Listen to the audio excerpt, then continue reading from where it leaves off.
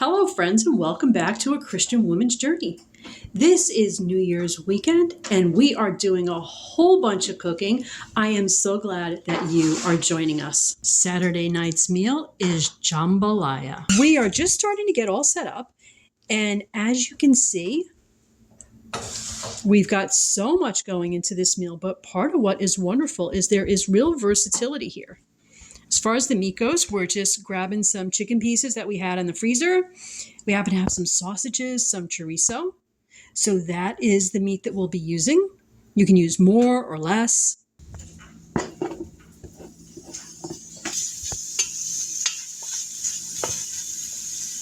This already smells absolutely great.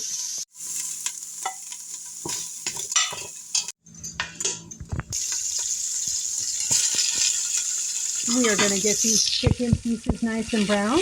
Like I say, the recipe's so versatile. These could be any chicken pieces. There could be more. There could be less. You could choose a different meat altogether.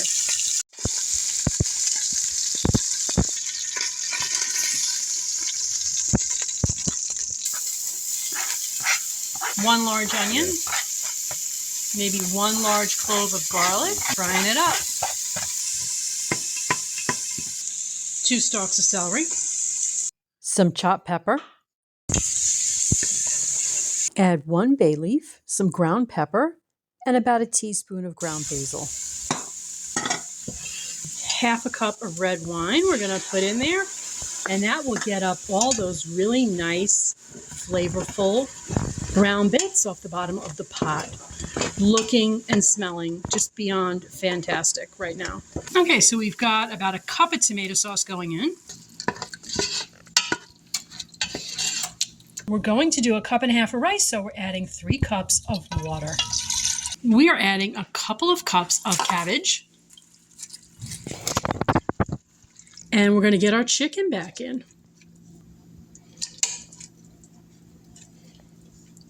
We are going to get this covered, and we're going to bring it to a boil. We're going to let it simmer about 20 minutes. We will add the sausages back in just a little bit, as well as the rice. Our chicken has been simmering about 20 minutes. We're getting the sausage in.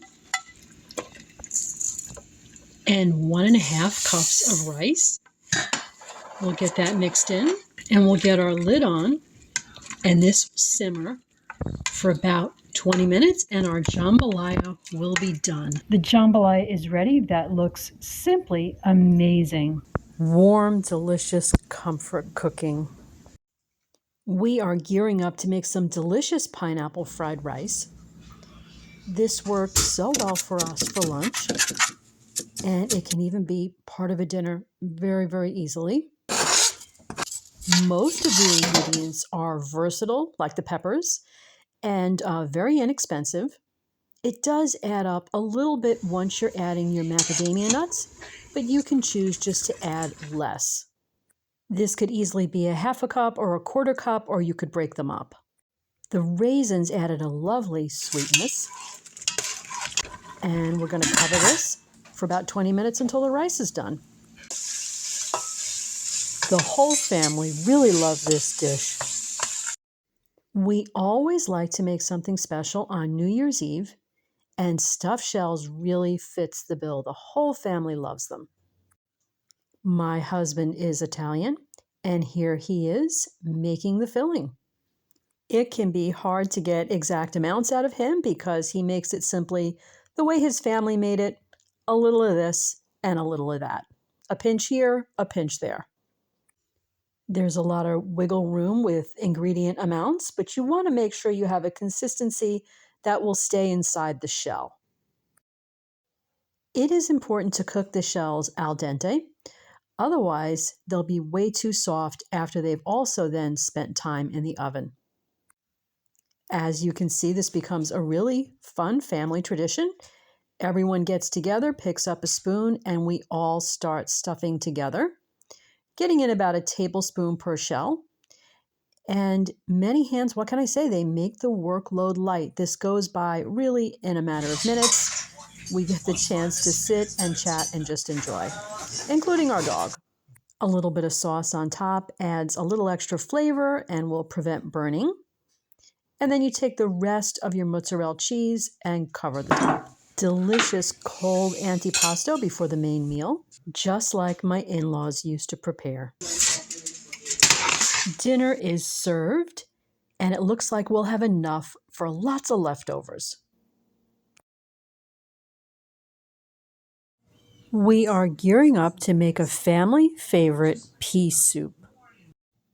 This is a wonderful meal on a cold winter's day. My husband and my son especially love it, and it also tastes well.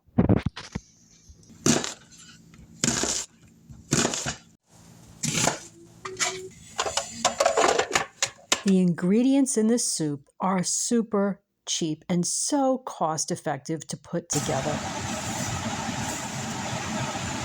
Some light seasoning going in. This reminds me of my high hopes for my bay laurel bush.